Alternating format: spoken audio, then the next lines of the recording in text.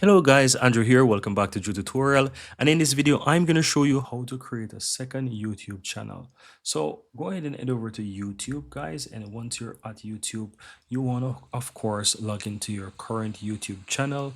And so to do that, you want to go ahead and click on the right hand side, upper right hand side where you have your account name and go into your YouTube studio. Now, once you're inside your YouTube studio, this is your one channel, right? And if you want to create a second YouTube channel, go ahead and click on settings on the left hand side. And from here, you want to click on channel. Then click on advanced, scroll down towards the bottom and you have manage your account. Click on manage YouTube account right here.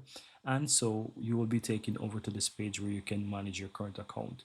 Here you'll find create a new channel. Simple click on create a new channel, give your channel a name and a handle, and then you'll be able to create it. So I'm gonna just call this one Drew Tutorial ABC, for example.